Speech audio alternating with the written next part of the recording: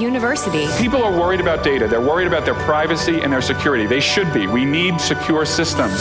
This is the future of everything. But we can't have a system that closes that data off. It is too rich of a source of inspiration, innovation, and discovery for new things in medicine. With your host, Russ Altman. Today on The Future of Everything, the future of digital democracy. Estonia is a small country in Northern Europe. It has Latvia to the south. It has Russia to the east. Sweden is to the west across a body of water, and Finland is across a body of water to the north. And it's not a country that many Americans may think about frequently, but perhaps they should. It is a remarkable country in many ways. It has universal health care, including a very robust national human genome effort.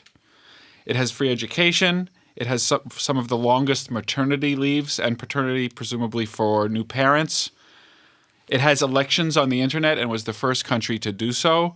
And it has this concept of e-residency, a way for people to have government-issued digital IDs at a distance, something we may talk about a little bit more. And it's also remarkable because of its location and proximity to both Scandinavia, Russia, and many of the former Soviet Union states, and therefore, in a very understandable way, faces challenges in physical and cybersecurity. Toomas Ilves is a distinguished fellow at the Hoover Institute and a fellow at the Center for International Security and Cooperation at the Freeman Spogli Institute at Stanford University. Toomas was the president of Estonia from 2006 to 2016 during a period of rapid change and innovation. He serves on the World Economic Forum and chairs their group on blockchain technologies and is our guest today.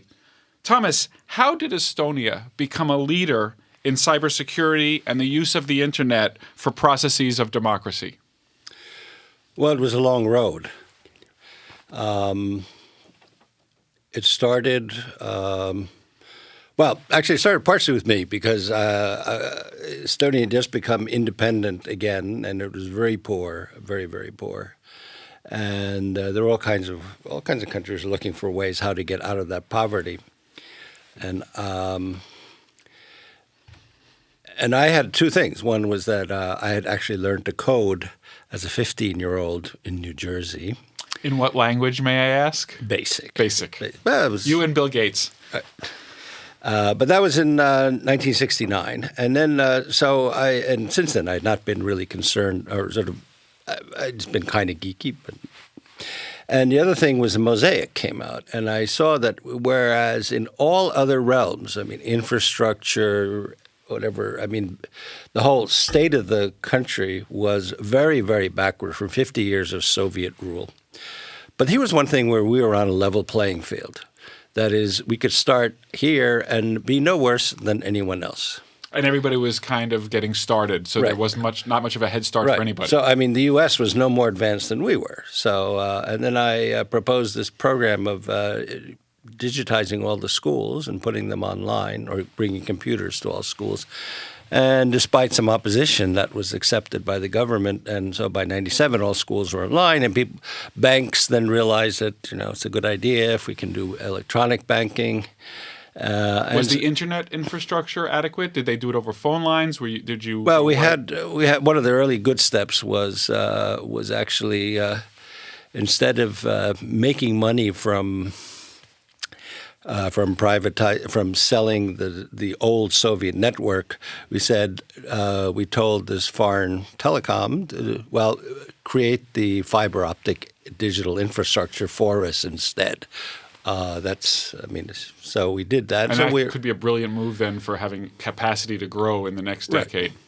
And so we had that infrastructure put in place. It became clear by the late 90s that this would not be adequate, and that we need something far more robust if we want to have a system that worked for governance.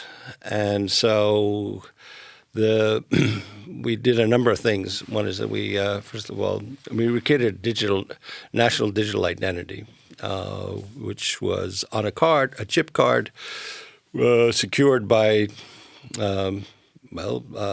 end-to-end encryption and with two-factor authentication.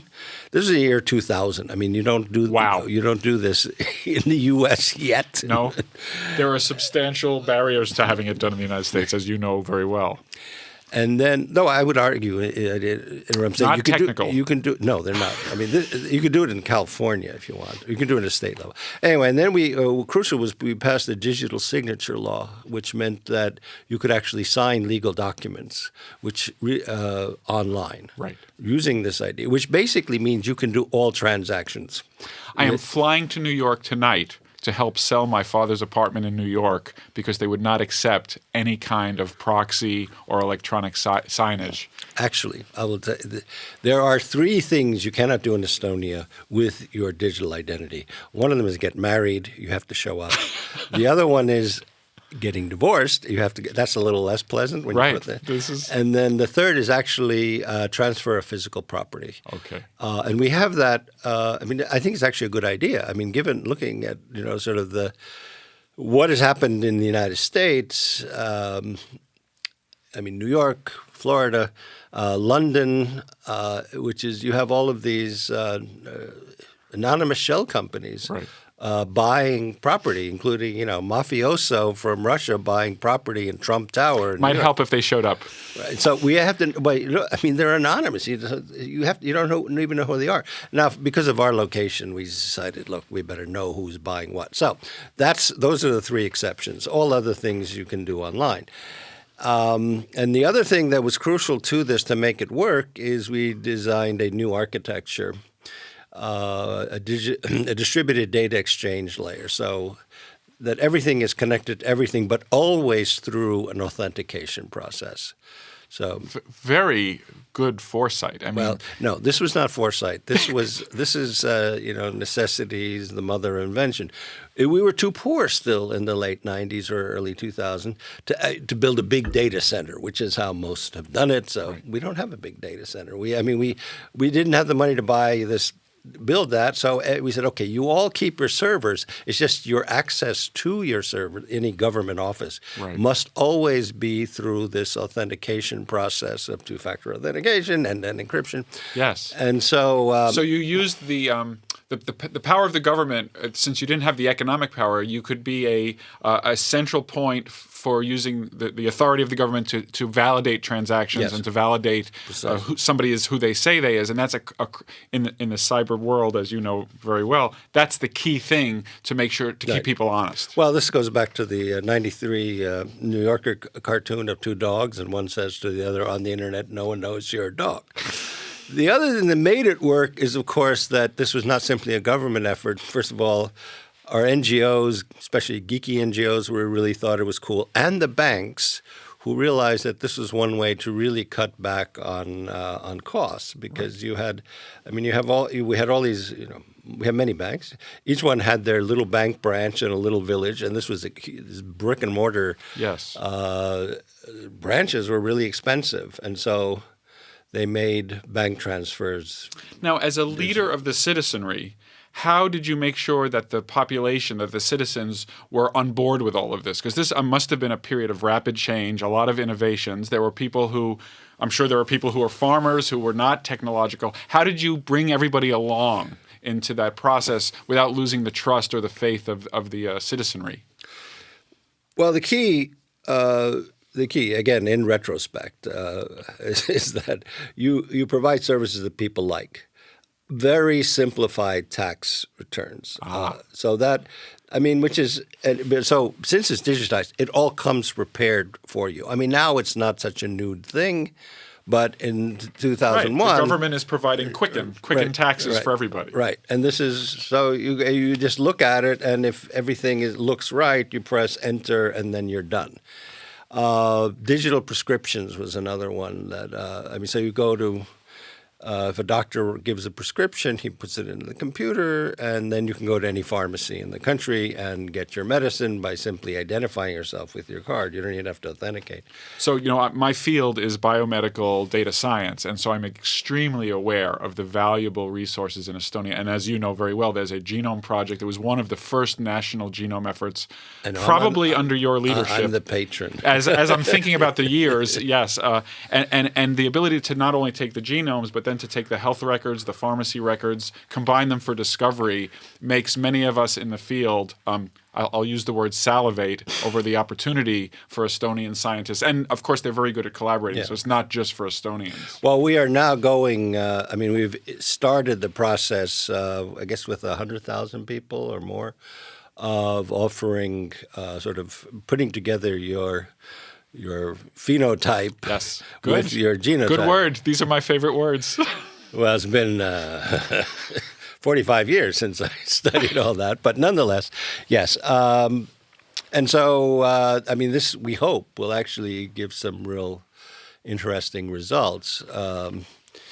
If you know that you have a propensity for a certain kind of disease, then you can take action in the way you live your life. And up to now, it's simply been, your parent died of this, therefore. That's right. This allows a precision, and that's what many of us in the field are looking for. And Estonia was a leader. It's the first one that I was aware of.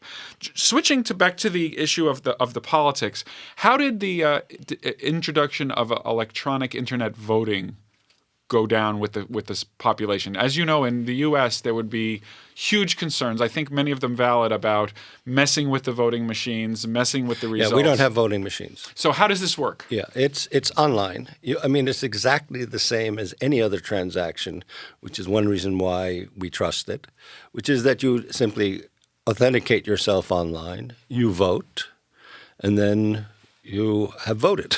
So by the time they did the internet voting, they had already been using the authorization processes for other transactions, and so there was a sense of trust Hundreds already. of millions of bank transactions when we began, and since no one had ever lost any money in the bank transaction, you figure, well, Yes. Why would that? So it's a very good lesson that maybe you don't lead with the voting, you lead with these other things that are auditable, and then when trust is established. Well, our vote is also auditable, except you know that you voted, and or you can prove. We offer proof that you voted. The uptake, as with all of these things, was basically kind of a parabola. It was just, we started off, it had, 7 or 10% of the population voted online. It evened out in by the fourth set of elections, so that was, and we've had 11 now, I guess, where basically 31 to 33% of the population votes online.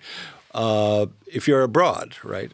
This is especially useful because otherwise, if you want to vote abroad, you have to go to a consulate, or you can vote by mail, but even that is very problematic. Right.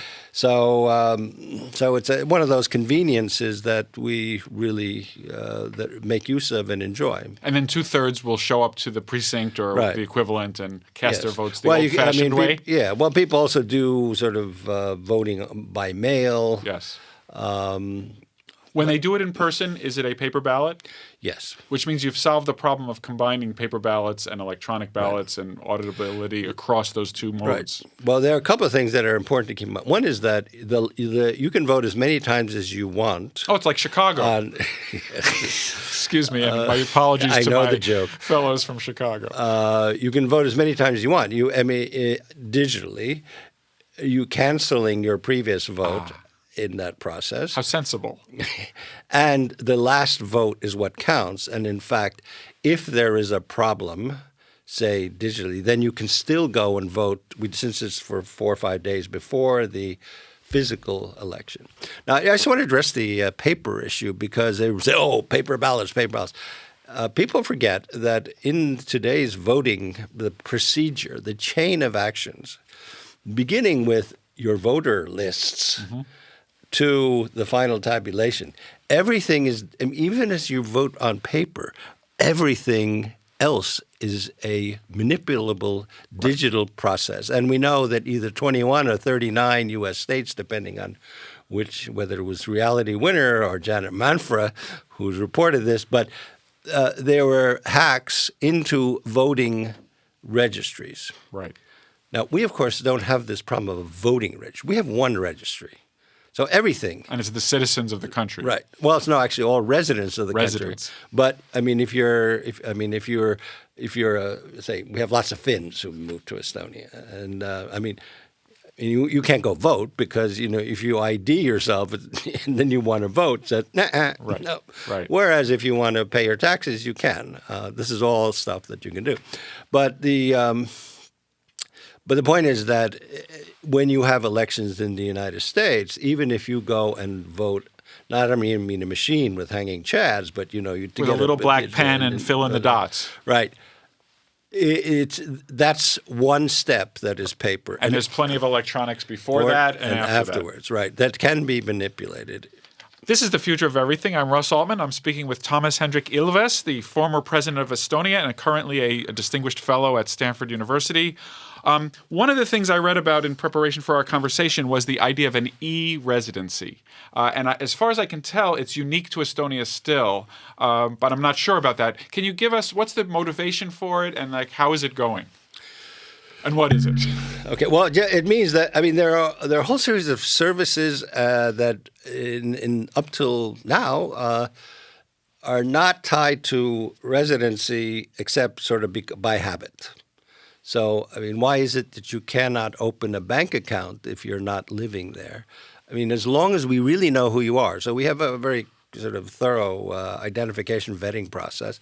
But why should you not do it? Why shouldn't you be able to, if you open a bank account, open a business in my country? Yes. And so, we thought this would be interesting to see if it worked, but now we have some 60,000 people that are mainly set up companies in Estonia, and you can see who would be interested. Well, say Brexit. If you're an SME or a small and medium enterprise in the UK, you're not going to be like Jaguar and have your office in Brussels. You're just selling something online. Well, but you want to take advantage of the common market and all of those good things that go with that and sell to the European market. But you have to be established as a business within the European Union.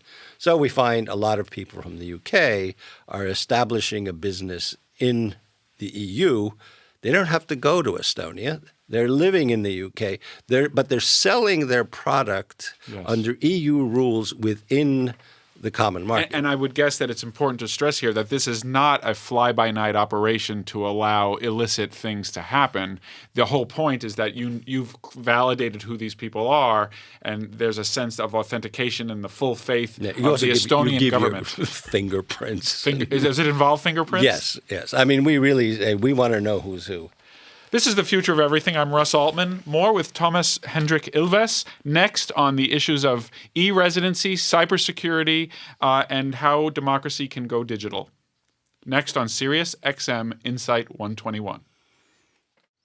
Welcome back to The Future of Everything. I'm Russ Altman. I'm speaking with Toomas Ilves, former president of Estonia and distinguished fellow at Stanford University, on these issues of cybersecurity. So in our last segment, we started talking about this e-residency idea. And I think you said 50 to 60,000 people, very authenticated, involving both fingerprints and identity authentication.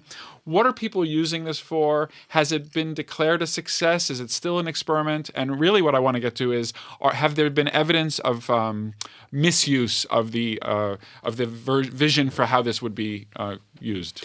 Well, as I mentioned, one thing is being able to establish a business in the European Union, which is, and I sort of brought the Brexit case because that's kind of understandable, but it applies to the rest of the world outside of the EU. People bash the EU all the time. Actually, there are no sort of trade barriers in an area of 500 million people. Right. People living outside that really want to be able to make use of that. And enter this market, which is quite unified and quite facile. And so we find first of all, people from all over the world have applied for this because they want to set up a business in the EU. And we should stress, this does not make them Estonian citizens. Right. It makes them Estonian virtual residents. Yeah, they're resident, meaning you have. You don't. You don't vote. You have no. You don't have any. You don't get health care. None of those things. But you do have the right to establishing a business. Then there are other places, for example, payment systems in the world. Like PayPal does not, or did not. I don't know how they are now, but did not work in Ukraine. Okay. At the same time, Ukrainians are brilliant, brilliant programmers. And so they sell their service. I mean, this is like worldwide. Yes. But they can't get paid in Through Ukraine. the most obvious way, which would be PayPal transfer. Right. And so they established their business in Estonia where, since, we've been in the EU for 15 years, it's like, yeah, okay, the normal country. You're a known. And so they have their business established there, and PayPal works there, so they simply do that. Now, what do we get out of it? Well, we have Center of commerce, it sounds like. Also, if you have a business in Estonia, you pay your taxes in Estonia. So, you're a success. You have to pay your taxes in Estonia. It's not that you just have a bank as account. residents do. Right. And so that shouldn't be a surprise to anybody who comes to any country and works, is that the country is going to have the taxes. So the Ukrainian example that you raise works beautifully into the next topic that I wanted to discuss, which is there are totally legitimate software entrepreneurs who are based in Ukraine, but we also hear about Ukrainian hackers. And it raises the issue of, are we worried about the e-residency being used in some way as a front for unethical, if not illegal, activities? And how do you police that, or do you? Is it a free market approach, or are there other things built in? Well, first of all, I'd say after 2014, the hackers are not Ukrainian. Right. They were actually the victims of hacking in the electrical grid and things like that. And have been continuously. Yes. NotPetya was one of the worst sort of attacks. Well, the vetting is quite strict. And the only problems we've had is that some banking authorities outside the country don't get it. And so they're kind of wary and have, so that has led to, we've had to prove, or people have had to prove over and over that they are really legit. Right. Because money laundering is such a big problem, and we've had money laundering not through this system, but rather through a traditional bank from Denmark that turned out to be laundering money in our country.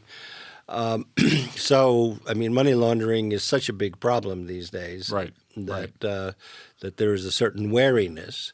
Now, your transactions are auditable. The transactions that happen through your central system that you described earlier. Because I know you have an interest in blockchain, and then we've talked about blockchain on this show, and one of the things that people worry about is the blockchain transactions. If we were to move to that, and I'm not claiming that you're moving to that, but if we were to move, then they might not be. They would be public, but they would be encrypted in ways that could stymie attempts to uncover. Right, that's true. But let me go talk about blockchain in a different way. First of all, I prefer the term a distributed ledger. Okay. Which basically means that you have a ledger that accounts for things. Now, the thing that people need to understand is that, I know why I don't say blockchain is because people say Bitcoin starts with a B. Right. We, in fact, have since 2007 put all crucial data in Estonia on a distributed ledger because, that's healthcare data, property records, laws, court cases are all on a distributed ledger because once you go full digital, if someone goes and changes it, you're really in trouble. Someone changes a precedent-setting court case, and we don't print them anymore, those court cases. So they're all electronic. Right. And so you go back and go, wait a minute, I thought it was the other way around, but I guess it's... Somebody inserted a knot. Right. Now, this is key in that I argue that while people are really obsessed with privacy, there's nothing wrong with being obsessed about privacy, but it's... if someone knows my blood type and publishes it, it's kind of like, well, okay. If someone goes and changes the record of my blood type, it could be fatal. That's correct. And therefore, what is crucial when you go digital is to to make sure that data integrity is a key part of your system. Privacy, you obviously have to guard against people seeing things that they shouldn't. On the other hand, you really have to make sure they don't change it. And you just start thinking about it. I mean, data integrity is who changes. I mean, someone can go and change your bank account. Absolutely fundamental. Your medical records. And then if you think at a national level, someone changes your laws or your property records. And so that's why since 2007, we've been putting these data on a distributed ledger. And the final thing that we do, which is quite innovative, which of course means, just to spin that out just for a moment, that means they can be copied, replicated. There's really once you have this distributed ledger, and assuming you back it up and send it around the world, it's very difficult to then tamper with, because there's trivial algorithms that can compare and make sure that everything is intact. Well, it is, I mean, for the public sector, it is a private blockchain. Okay. That means there are a limited number of authorities that will sign off. The final thing which that leads into is that after the Fukushima tsunami and the meltdown, yes, it turned out that some percentage of Japanese national data was lost, but it was digital. And so we started thinking, we're not in a seismically active area, but we basically have been, on the average, in the last 1,000 years, we've been invaded every 50 years. Yes, stuff happens, as we say. And so what we did was appealing to the Vienna Convention on Diplomatic Extraterritoriality and Immunity, made a deal with Luxembourg that we will declare a server in Luxembourg our digital embassy. So it has Wow. So it's like Assange, right? You can't go in and do anything with it, right?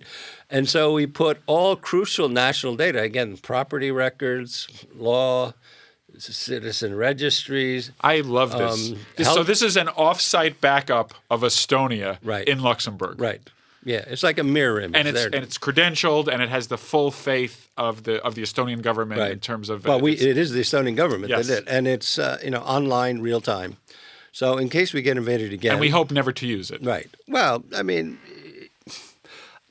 stuff happens. So do you do a calculation of how many of such things? Like, is Luxembourg enough? Do you want to put one in Asia? We want to do other ones as well. But I mean, even one is unique in the world. Now, it's not a problem in the U.S. because you're so big, right? I mean, but any small country, and I say especially smaller countries in seismically active regions, think Greece or Turkey. Yes.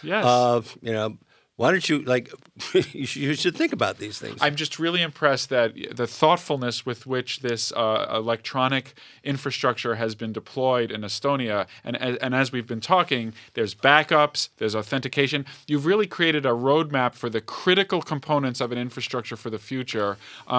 So the last question, I guess, is, are other countries noticing this? And are you seeing people appreciating what you're doing and trying to replicate it?